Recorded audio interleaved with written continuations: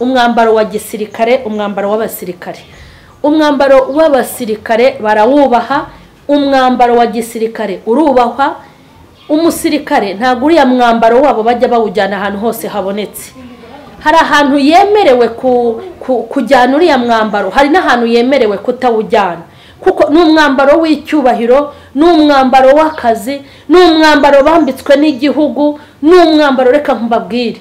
Iriya ntago ari imyambaro bajya kugura mu isoko, reka nkubwire umwambaro wa gisirikare, iriya myambaro yabo n'umwambaro utapfa kubona, n'umwambaro udashobora kwambara uri umusivile. Hanyuma ndashaka mvugane n'abarokore, mvugane n'abakozi b'Imana, mvugane n'abavuga butumwa, mvugane n'abahanuzi. We witwa umukozi w'Imana, we wabatijwe ugapfana na Kristo ukazukana nawe, wowe musirikare wogejwe mu maraso n'umwami wacu Yesu, kandi umugaba wacu akaba ari Kristo. Ndashaka kukubaza ngo mbese umwambaro wambaye w'agakiza uwujyana he? Mbabwire, iyo umuntu atarakizwa aba yambaye ishwambagara, aba yambaye ishwambagara, abo yabeshye, abo yatekeye imitwe, abo yambuye, abo yatendetse, abo yibye, abo yasambanye nabo, abo yasomanye nabo, abo yeskorotse. N'utuntu twishi umuntu aba yambaye umwambaro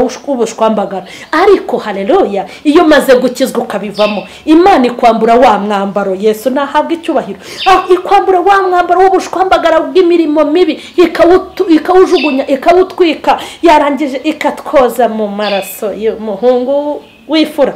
Bakibaza impamvu muri geto yawe nta dukobwa duhora, bakibaza impamvu imbeho ihore kwica kandi nawe uri bogari, bakibaza impamvu uri umukobwa mwiza usa neza, bakavuga ngo banze utuzuye, ufite uburwayi. Ntabwo ari uburwayi, turuzuye, turi bazima. Ngo hari umwambaro w'agakiza tutagomba kwicaza aho tubonye. Sinjya nsambana, nta nubwo kuva umugabo yana ntago ndasambana, n'ibintu by'uburaya ntabyo ndabamo, nta n'umugabo urankoze imitwe y'intoki. Turabashuje mu izina rya Yesu, mwebwe mwese abakurikiranye M.Charlene official, aho mudukurikiranira hatandukanye mu gihugu cy'u Rwanda, aho mudukurikirane mu bihugu by'abaturanyi, ndetse n'abari muri Afrika, ndetse mu bihugu by'uburayi, muri Aziya, muri Europe, muri Australia, muri Amerika ya ruguru n'iyepfo, ahantu henshi abantu bagenda badukurikirana hose. Imana y'amahoro ibahe umugisha, kandi turasuhuza abasirikare muri rusange. Nisuhuza abasirikare abumva ururimi rwose ndi kuvuga, abari abatanzania, abarundi, abakongomani, abasirikare muri rusange, mukomere cyane, muri abantu b'abagabo. Kandi nimubona nambaye uyu mwenda nta kintu ngiye kuvuga, ngiye kuvuga icyigisho cyitwa umusirikare wa Kristo. Rero turabashuhuje by'umwihariko abasirikare bari mu bihugu bitandukanye, bacunze umutekano mu gihugu cy'u Rwanda, mu bihugu duturanye, abacunze umutekano muri biriya bihugu birimo amahoro make, aho mwagiye kugarura amahoro muri ibyo bihugu. Imana ibahe umugisha, kandi amahoro mushakira abandi namwe Imana igiye ayora iyashyire mu muryango wanyu.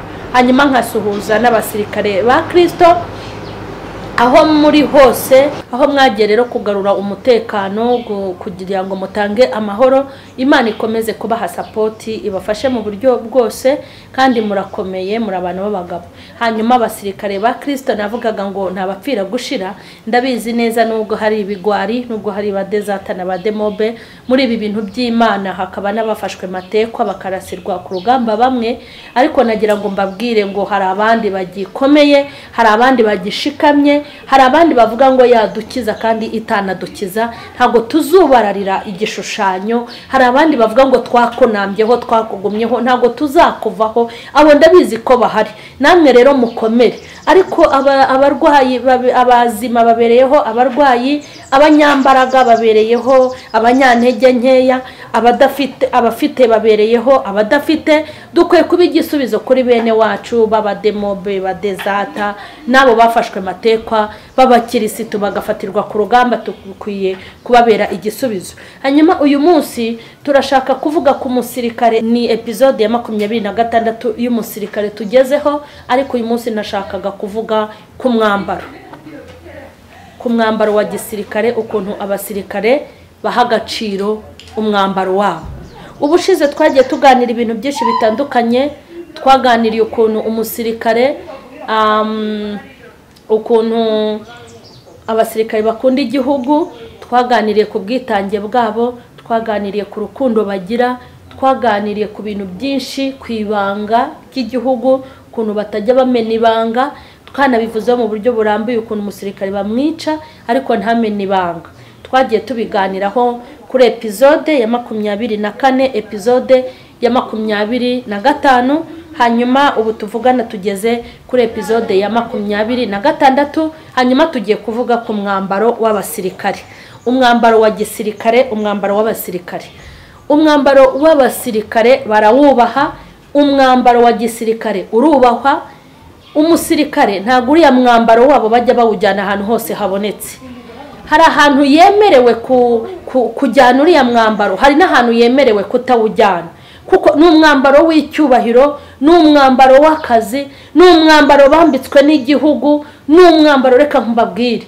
Iriya ntago ari imyambaro bajya kugura mu isoko, reka nkubwire umwambaro wa gisirikare, iriya myambaro yabo n'umwambaro utapfa kubona, n'umwambaro udashobora kwambara uri umusivile. Nk'ubu uyu wanjye nambaye ni umupirate, original nayikura he? Nta nubwo napima.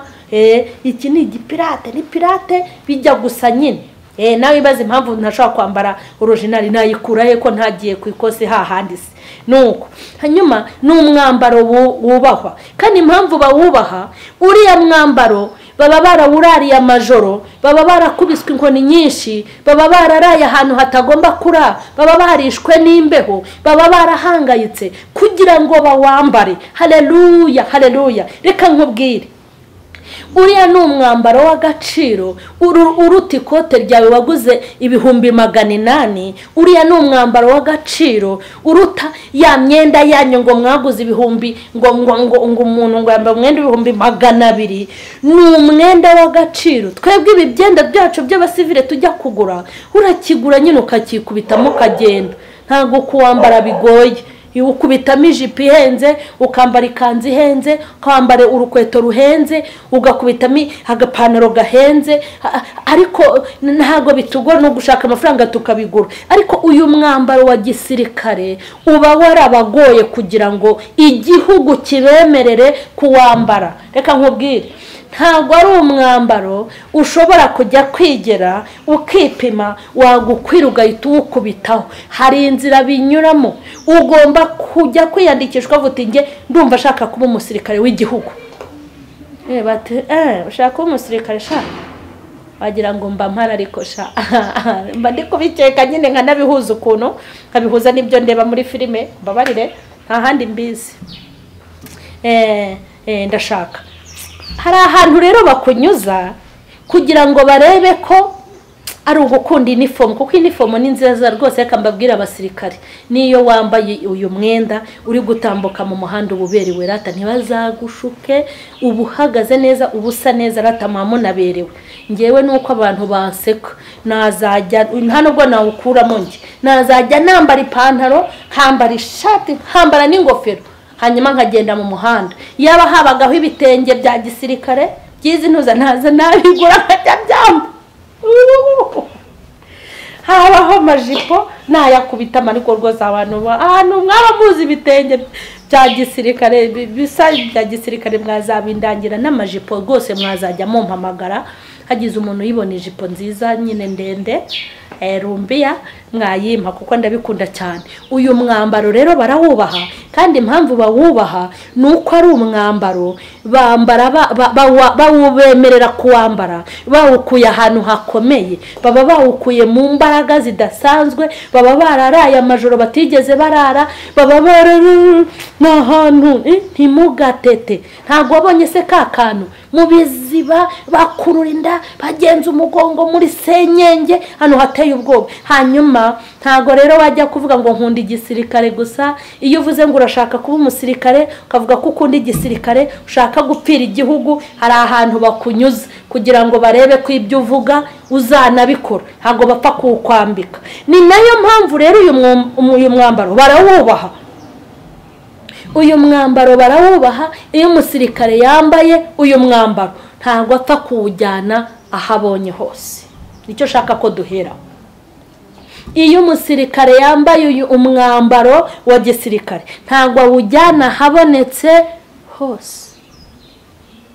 Iyo atekereje ati ngiye ahantu runaka ahita atekereza n'umwambaro ahajyana, ku buryo hari n'ahantu atekereza kujya agahita akuramo umwambaro akavuga ati uyu mwambaro haleluya ntabwo nawujyana hariya, akawukuramo akambara uw'abasivili.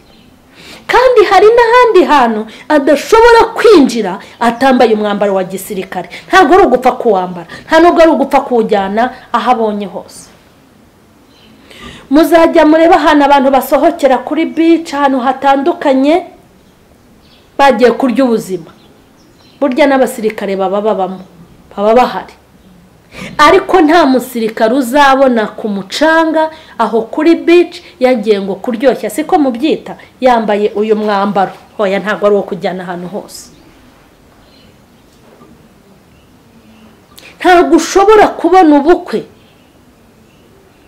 umusirikare yatashye ubukwe ngo ubone yambaye uyu mwambaro. Ntabwo wamubona mu bukwe yambaye uyu mwambaro, afite indi myambaro yambara isanzwe.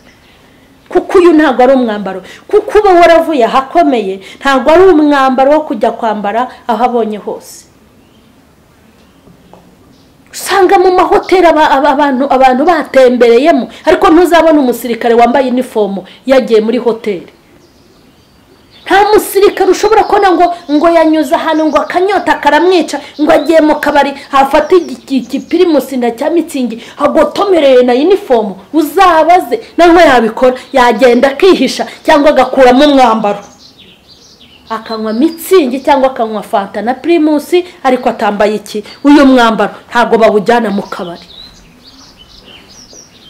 Reka nkubwire, ntushobora gusanga umusirikare ku muhanda ari kumwe n'abatipe b'inshuti ze, azi ko ari umusirikare, yambaye uniform, ari ibintu by'imisingo, ibintu by'inzenya, yabaye umwasama, yasamiye, yitwara ukuntu na uniform. Iyo afite uniform hari amagambo atemerewe kuvuga. Iyo yambaye uniform hari agatsiko atemerewe guhagararamo. Iyo yambaye uniform ku muhanda hari uburyo agomba kurebamo, hari uburyo agomba gutambukamo kuko yambaye uyu mwambaro.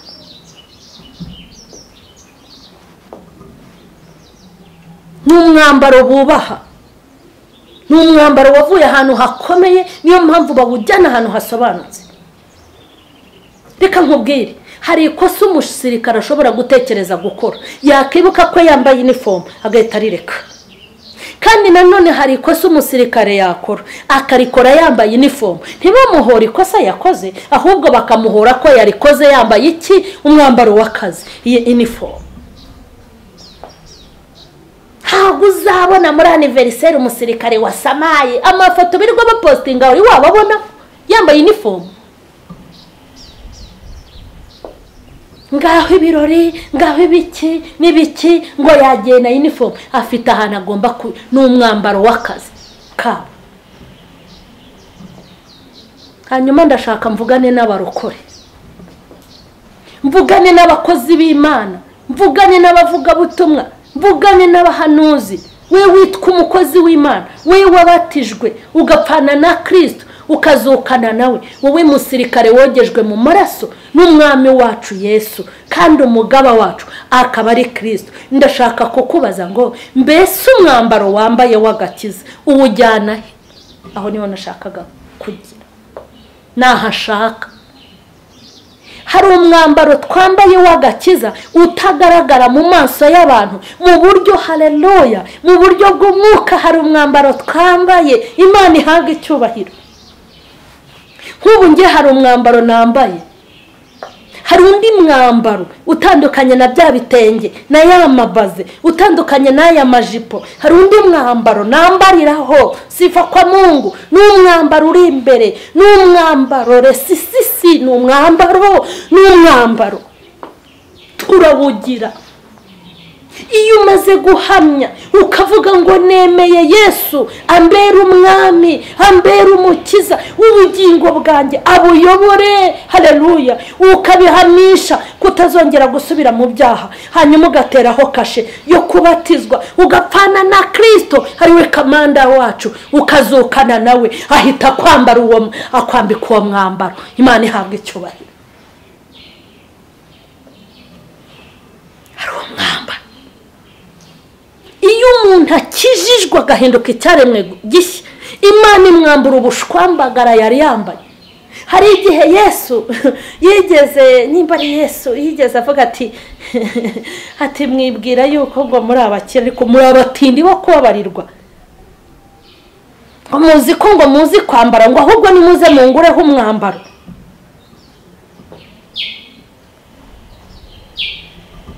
Ngo muzi ko muri bazima, ngo ariko ngo muri ibituro bisize ingwa, imbere nta magufwa, muri ibituro, inyuma harasize murasa neza, ariko imbere muri ibituro mwarapfuye, muri amagufwa. Kandi ngo mwibwira ngo muri abakire, ngo muri abatunzi, ariko ngo muri abatindi. Ubanza ari amagambo Pawulo yavuze. Hari umwambaro. Reka mbabwire, iyo umuntu atarakizwa aba yambaye ishwambagara. Aba yambaye ishwambagara, abo yabeshye, abo yatekeye imitwe, abo yambuye, abo yatendetse, abo yibye, abo yasambanye nabo, abo yasomanye nabo, abo yeskorotse. N'utuntu twishi umuntu aba yambaye umwambaro w'ubushwambagara. Ariko haleluya, iyo maze gukizwa ukabivamo, Imana ikwambura wa mwambaro. Yesu nahabwa icyubahiro. Ikwambura wa mwambaro w'ubushwambagara bw'imirimo mibi, ikawujugunya, ikawutwika, yarangije ikatwoza mu maraso y'umuhungu wifura ariwe Yesu. Ikatwoza we, ikadukarabya umubiri wose n'ayo maraso, yarangiza ikadusiga ikintu bita amavuta. Ikadusiga amavuta we, n'amavuta y'umwuka, ntabwo ari yayandi atuma yego, yamara kudusiga ikatwambika umwambaro w'agakiza. N'umwambaro wambara abandi bagabo bakubona ukuntu utaha kare, bakibaza impamvu, ariko bakurikirana amakuru bagasanga hari undi mwambaro wambaye utakwemerera kurara gutaha saa 7 z'ijoro. Umuntu w'umugabo, nta mugabo ushobora gutaha saa 7 z'ijoro atari mu kabari, nta mugabo utaha saa 7 z'ijoro atari mu bagore. Ubwo reka tubivuge, ndavuga abadafite akazi, mu nyumve neza abagabo. Hari abagabo bataha bitinze bitewe n'akazi bakoze, ariko ndavuga nk'abagabo badafite akazi. Ayo masaha yataha uri gukora iki? Abarara mu kazi bakarara inkera bari mu nzoga, ariko barara mu kazi nta kibazo. Kuki uba watashye kare? Aya masaha uba wagiye kumara iki? Muntu w'umugabo nkawe, kwino tube twinywera akayoga, hanyuma batumiza ngo nimutumize icyo kunywa, umwe ati munzanire ka musteri, ndatinzanira ka whisky, ndatinzanira ka vodoka, undi ati hoya nzanira fanta coca. Watumiza coca, uri umugabo ufite ubwanwa, bagenzi bawe bakakureba bakavuga bati uyu mugabo unywa coca. Umuntu w'umugabo nkawe n'imyaka ufite unywa coca, kunywa citro, umuntu nkawe ukorera ari amafaranga, ariko baperereza amakuru bagasanga hari umwambaro wambaye. Uzi ko hari ibintu biteye ubwoba. Ubu umusore udasambana akagera imyaka 20, 25, 30 ngo wabo baba baruka. Ni gute ugira imyaka 30 udasambana utarakora ibishitani? Tinje bose wacu baba baroga. Wagira umuntu ubwira ngo ntago urasambana, akavuga ati wanyu banza baroga. Wabwira umuntu ngo ntago ndasambana mu bukumi bwanjye ndinze ngira imyaka 25, akavuga ngo ubwo ntago uri muzima. Ariko reka mbabwire, hari igihe abantu batabikora kubera uriya mwambaro. Yajya gukora uriya mwambaro akabona mwambaro yambaye ntiyawicazaho, ye baba we, uyu mwambaro iyo wambaye abantu barakumenya ko ufite. umukobwa wambaye uyu mwambaro w'agakiza nta musore umumenyera, umugore wambaye nta mugabo umumenyera, umusore ufite uyu mwambaro nta mukobwa wakumenyera. Ni umwambaro wirukana abadayimoni, ni umwambaro Satani atinya, ni umwambaro abazimu iyo bawubonye barirukanka, ni umwambaro w'icyubahiro, ni umwambaro w'agakiza.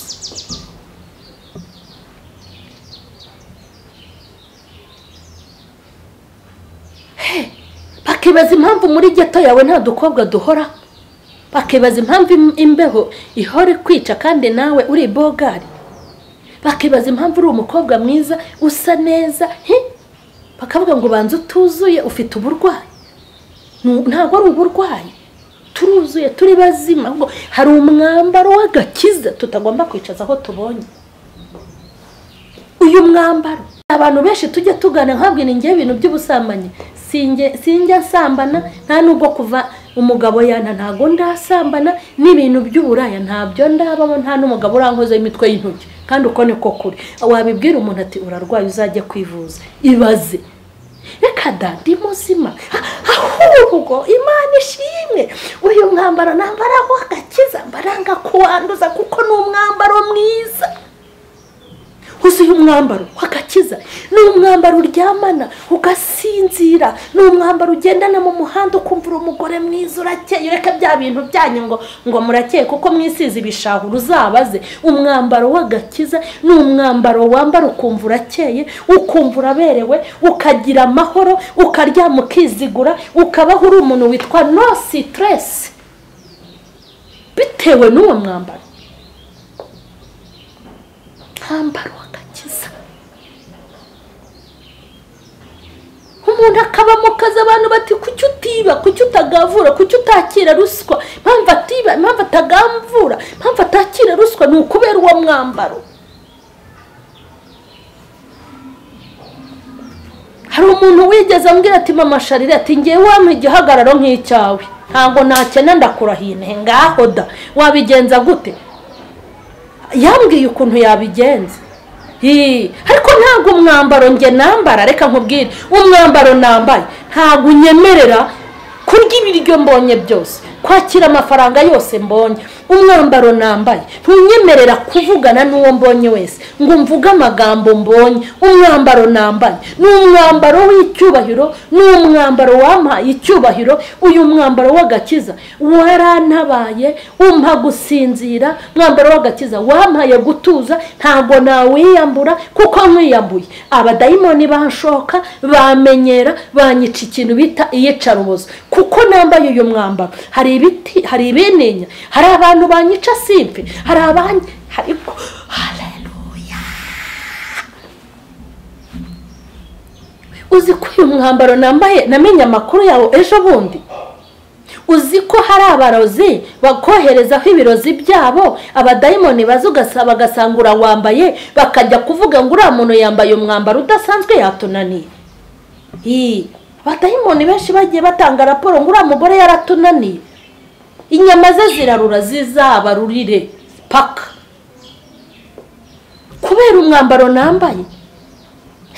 Ngewe bagiye banjyana mu bapfumu bagenda bandoga ibintu bikomeye, bakohereza abarozi nijoro, bakohereza abarozi ku manywa, bakohereza imbaraga mbi, bakohereza imyuka mibi, ariko umurozi yakubitaho agasanga ntazi ikintu kiri kumutangira. Bakohereza amahembe akumva haba mwambaro urahari, bakohereza amanyabingi, bakohereza ibitega, bakohereza ibitumano, bakohereza bakajya basanga kuri wa mwambaro twambaye. Niyo mpamvu mubona mpagaze, iyo mba ntawe ufite baba barashwanyaguje barangiza uburere, ariko hari umwambaro, kandi uwo mwambaro urakomeye na antibare twambaye, ntabwo bazimu badushobora. Hari n'ibitadutinyuka, hari n'imbaraga duhabwa ku bw'uwo mwambaro. Kandi reka mbabwire uwo mwambaro abarokore bambara badakwiye kujyana hamonetse.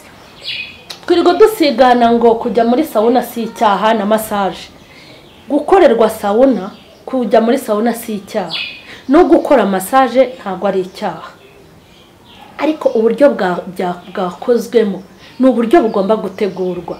Hari umwambaro twambara abaroko, ariko mwabagabo mbwira ukuntu uzavuga ngo ugiye muri massage uri umugabo w'umukirisitu, za nzara zaba abagore niyiziye baba bateyeho, yarangiza akaza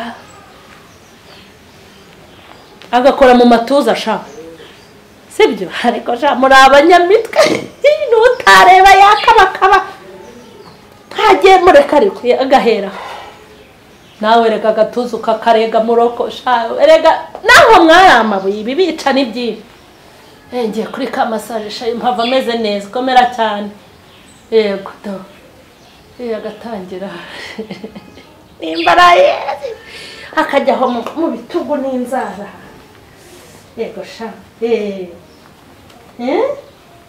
ariko nta ntoki z'abagabo zihabara yego akamanuka hose sibyo hose massage no mu mugongo yego sha sibyo akamanuka sibyo inzara z'abagore n'intoki zabo tujye tuvugisha ukuri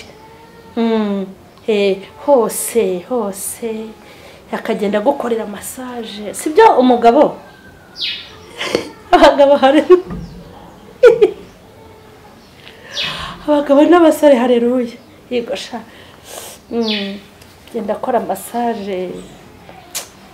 akora massage umeze nari mvuze ikijambo kiremereye bari kugira bagiye kwica hanyuma iyo bigenze gutyo birangira umeze utesha oya turi bakuru ngenda umuntu w'umugabo iyo izo nzara zabo bagore nayo maboko yabo agukoreye massage akava ku mutwe akagera ku birenge ko tuziranye urangiza umeze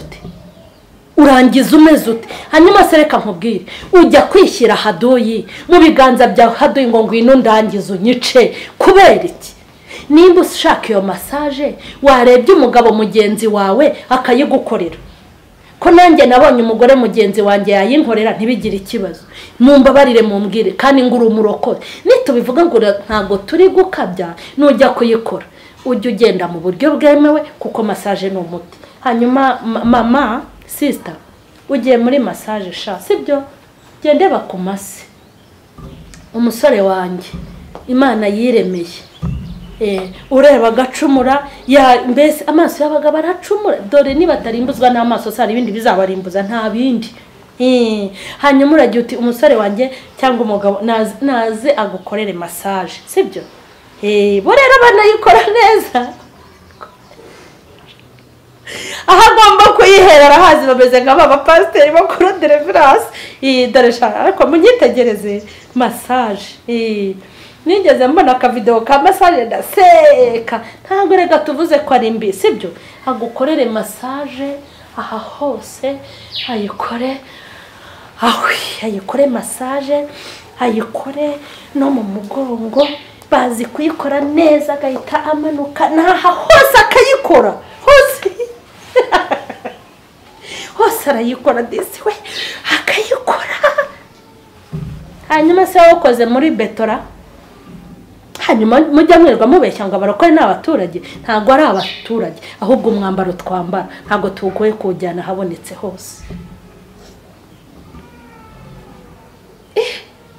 hari ibintu bitarimo kwiyubaha hari ibintu no erega nuko ari ibintu ujye tekereza ngo ko ndi umuvuga butumwa utekereze ko bajya bambona ndi muri ntuzo yo kuramya no guhimbaza sinkubujije gukundana na sheri wawe ariko gira ibyo ukora ugire naho ugarukiye uragiye koko ntabwo rega aragukwa ugira ngo si yaragukoye ntabwo barakwerekana nta fiyasaye urambara ugiye ku mazi wambaye agakabutura kageze hano sibyo kageze aha ngaha ujyanye na sheri wawe rwose mugiye ku mazi uragiye umuryamye mu matuza muri ku mucanga ejo uraje ugiye muri korari tuvugisha ukuri ejo uraje ngo uba muri ntuza yo guramya no guhimbaza Imana ejo uraje ngo uri umukozi w'Imana wari ugaramye mu matuza y'umugabo ku mazi ku mucanga ngo ni fiyase wawe ariko na hise ubundi umuntu ari fiyase wundi baba bahawe uburenganzira bwo gukora ibyo bashaka no umuntu wemerewe gukoraho ibyo no ku mucanga rwose ukagenda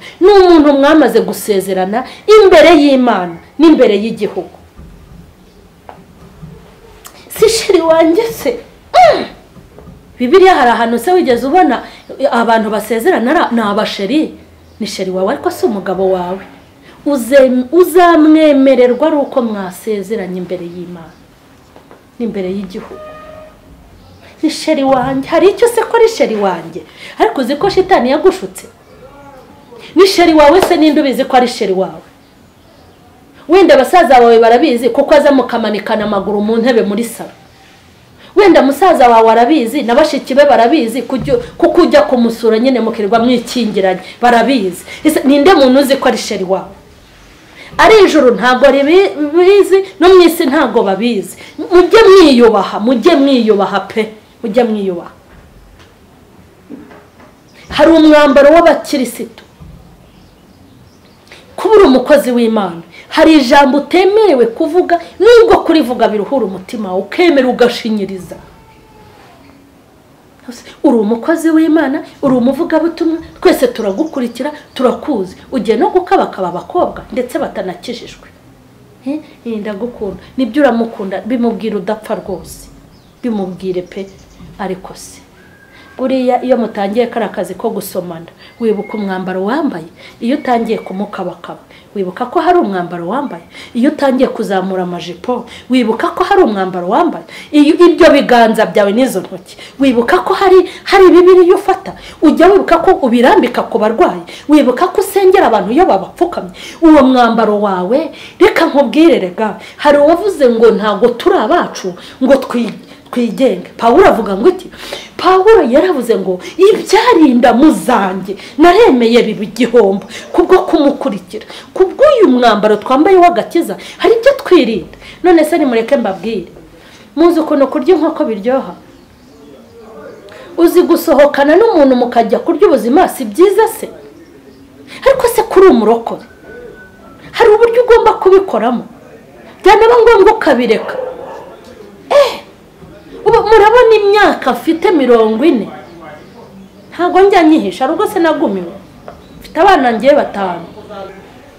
Ubu se ngewe imyaka 40, imyaka yo kurya ubuzima ntiri kunshirana. Kugenda nkashaka ibogari y'umugabo n'ibogari y'umusore.